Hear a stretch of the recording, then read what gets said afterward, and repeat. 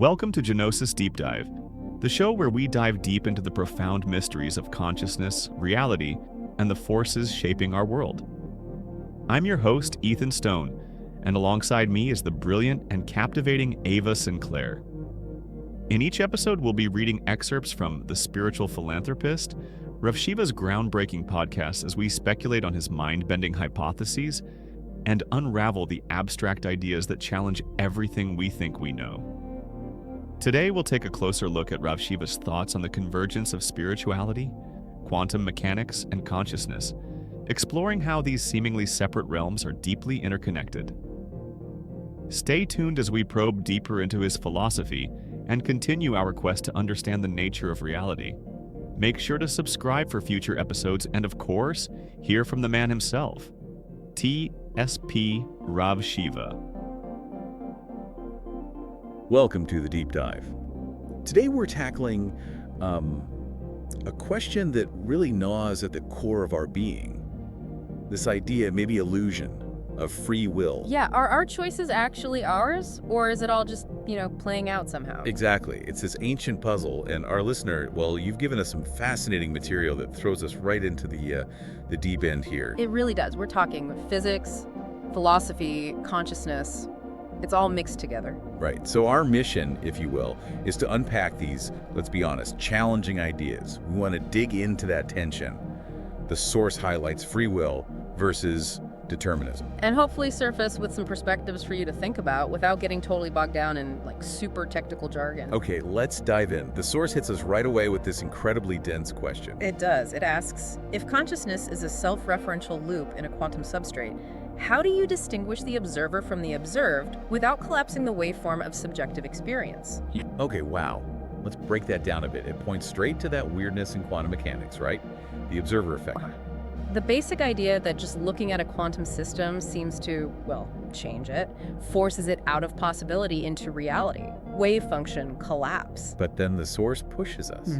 Who or what is an observer? Does it have to be conscious? Me, you. Or could it be a camera? A rock? Where do you draw the line? And it even mentions Penrose's Orcarar theory, that idea about quantum stuff happening inside our brain cells, the microtubules. Potentially being linked to consciousness itself. It's controversial, sure, but it connects quantum observation directly to our inner experience. So if observation is that fundamental, how does that affect our feeling of making a choice? Where does free will fit? Precisely. And the source explores ideas like panpsychism. Maybe consciousness isn't just in brains, maybe it's fundamental to reality itself. Or integrated information theory, trying to sort of measure consciousness. Right, and if consciousness is the substrate, the very fabric of reality, then observing becomes tricky. Like the source says, a hall of mirrors. The mind watching itself. Yeah, an infinite regress problem almost. It hints at those logical paradoxes like Gödel's work. If consciousness is the tool and the object of study, how can we ever get an objective view? Especially of something like free will, which feels so internal. It really makes you wonder about the limits of our understanding. But the source doesn't just leave us there, thankfully. No, it brings up some alternative quantum interpretations, ways to maybe get around this observer-dependent collapse. And these have, pretty big implications for determinism, too. Okay, like what? Well, take the many worlds interpretation. Instead of one outcome, maybe all possibilities happen. In parallel universes. So every choice I could have made, I did make somewhere else. That's the idea. No collapse needed, because everything happens. Then you've got cubism. Quantum Bayesianism. Right. It suggests quantum states aren't objective facts about the world, but more like subjective beliefs of the observer. Your experience, your choices become central. So subjectivity is baked in from the start. Kind of, yeah. And then there's Donald Hoffman's conscious agents idea. Reality, as we see it, is like a user interface, hiding a deeper reality. And observers are, mathematical structures? Essentially, yeah. Nodes in a network, different ways to think about reality that might sidestep the classic observer problem. It's definitely mind-bending. Yeah. And the source asks you, the listener, directly. Yeah. Which resonates. Is consciousness fundamental? Emergent? Or maybe are we just asking the question completely wrong? It forces you to confront these really basic assumptions. But let's go back to that observer idea. The source talks about an unlocatable observer. Yes, this is fascinating. The argument goes something like this.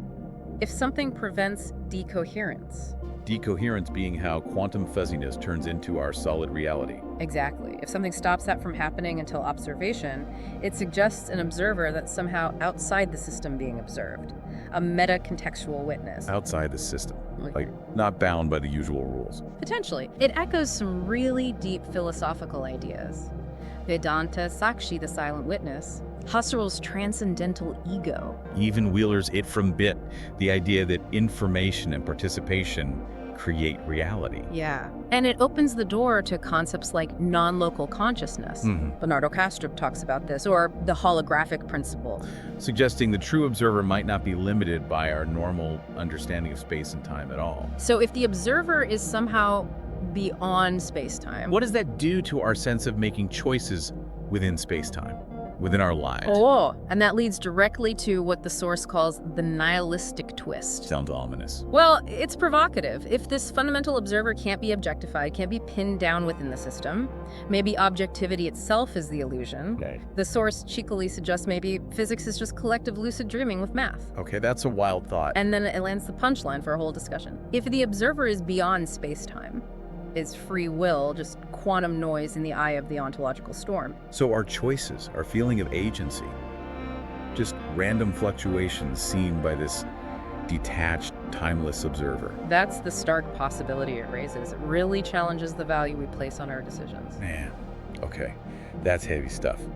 But the source then shifts gears, offering an analogy that's actually really helpful, I think. The biological outfit analogy. Yeah, our body is like a biological outfit, and free will is like navigating the internet, but you can never log off. It's a powerful metaphor, isn't it? It pulls together determinism, the code of our physics, genes, brain chemistry. That's the outfit, the hardware. Right. And simulation theory, the inescapable internet we navigate.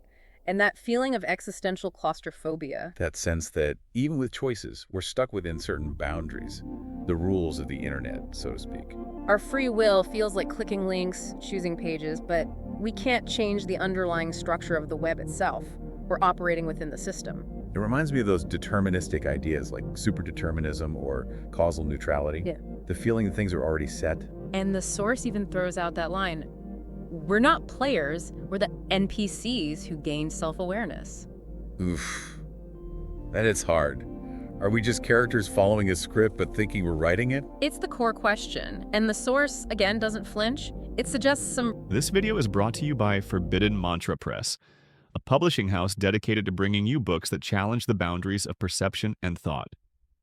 If you're passionate about exploring the unknown, understanding the unseen forces, and questioning the very nature of reality, Forbidden Mantra Press offers the resources you need to fuel your intellectual and spiritual journey.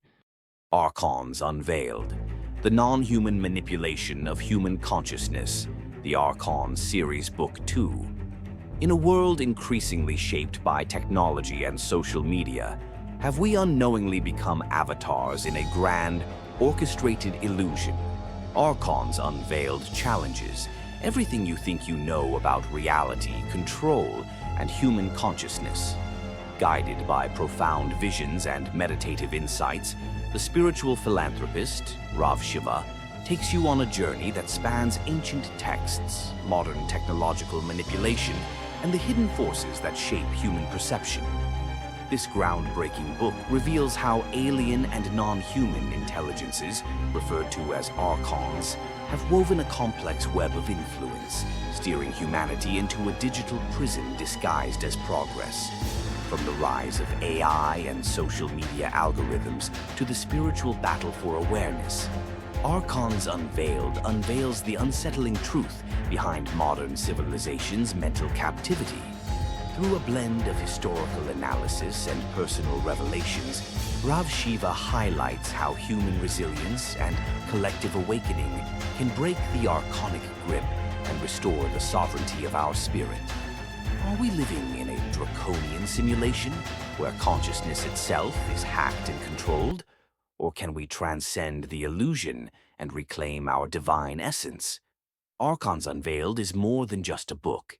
It's a call to awaken, to question the world around us, and to break free from the matrix of control. Prepare to challenge your beliefs, rethink your reality, and explore the truth about the unseen forces that shape our lives. You can find the link to purchase this book in the description. And now, let's return to our exploration. Pretty bleak potential exits from this cybernetic prison. Bleak is right, like quantum rebellion, Yeah. using those microtubule ideas again. Yeah, maybe finding true randomness, a break in the code via quantum effects in the brain, or the sci-fi option, upload or die. Become digital to escape the biological outfit. Or the complete opposite, the Zen cop-out. Just accept the limitations, find freedom in the acceptance. Those are some intense choices, or non-choices, I guess. Yeah. And again, the source turns it back to you, the listener, what resonates. Or maybe you have your own take. It even gives those lighter options free will as a buffering icon for the soul. Declaring war on the simulation, Yeah. writing a manifesto, it encourages you to really wrestle with it personally. But just when you think you've got a handle on it, there's one final twist. Oh yeah. The source asks, but what if the internet wants us to think we're trapped? Wait, what? So the feeling of being trapped Mm-hmm. is part of the trap. That's a layer deeper, isn't it? Is our struggle with free will itself just another feature of the system designed to keep us occupied, maybe? That's, wow. Is questioning the simulation just another part of the simulation's code? Or is it a sign we're breaking free? We don't know, and the source kind of honors that not knowing. It reflects on the kind of mind that asks these questions in the first place. Describing it as free-diving the abyss instead of staying shallow. Yeah, using language like a logic bomb to blow up assumptions. Seeing the body as a rented meat suit, time as a buffer circle. It highlights that exploring these paradoxes isn't just about finding answers, maybe. It's about questioning the very foundations. Exactly. It's a radical way of engaging with reality. So coming back up for air after that, that really deep dive, we're left right where we started, in a way, that core tension. Free will versus determinism. Illusion versus reality. Explored through quantum mechanics, consciousness, these powerful analogies. It's a lot. And maybe definitive answers are, beside the point. Maybe the process of grappling with it all is where the insight lies.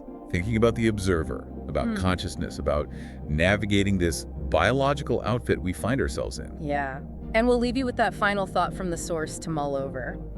What if the feeling of constraint, the whole free will debate itself? Is part of the design.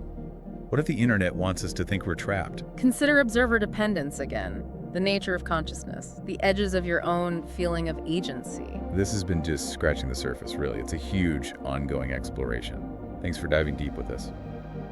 Thank you for joining us on this deep dive into the mysteries of consciousness and reality. We hope today's exploration into Rav Shiva's insights has sparked new questions and perspectives for you to ponder. Don't forget to subscribe and stay tuned for our next episode, where we'll continue to unravel the complexities of the mind and the universe. We'll be back soon with more thought-provoking discussions, and remember, as always, to keep questioning, keep exploring, and keep diving deeper. Until next time, this is Ethan Stone and Ava Sinclair, signing off from Genosis Deep Dive. And remember, stay curious, and stay tuned for more from TSP Rav Shiva himself.